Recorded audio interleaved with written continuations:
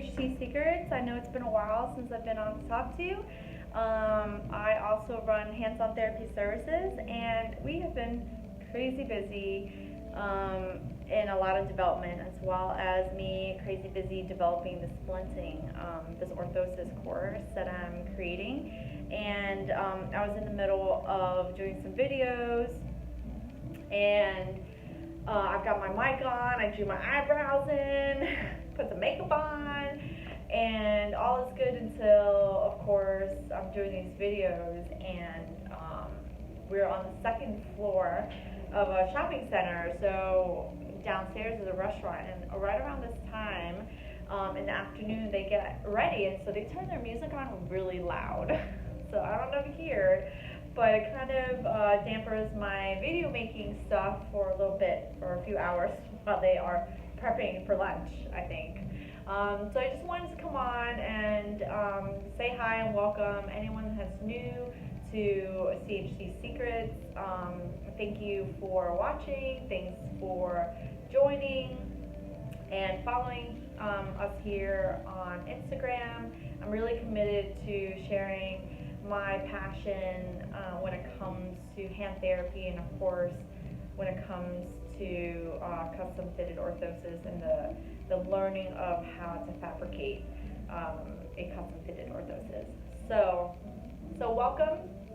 You know, I always welcome messages from you guys or comments that you might have, any questions that you might have. So if you don't know already, you can go into the link and just sign up on our email list. I try to send out an email, create videos or content for you, just to keep you not just inspired and not just motivated, but to share some key things that I have learned through the 20 years I've been in practice. So one of the things when it comes to being inspired and being motivated, I feel, is that you've got to have that motivation. Like, nobody's going to help you get motivated. You've got that motivation. And when it comes to the passion, sometimes it's not that you're so passionate about something or you're so good at something. It's really about making a commitment to do it.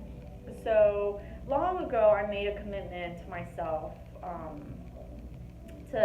to work in hands and to be committed to being the best therapist that I can, and to becoming a certified hand therapist. And even after becoming a certified hand therapist, it's not just that you get your 3 letters and then that's it. There's a lot more learning that continues on, and I've also continued to level up in so many different ways and so many different whether it be from the therapy side or from the business side. But really what makes a big difference is that commitment that you make. So once you make that commitment to do something, and as you see that you're getting a little bit better and a little bit better, then it can drive your passion. You know, it's not always, there's always that debate. Are you passionate about it? And so that's why you committed. But really, if you're really committed to being a great therapist and to being the best therapist you can be, and to becoming a hand therapist and to becoming a certified hand therapist, and you make that commitment to yourself, because no one else, you know, you're making that commitment to yourself that that's what you want to do, then that will burn that fire of passion in you, and you're going to always seek to do things, and you're going to seek to learn, and you're just going to seek to be better at your craft.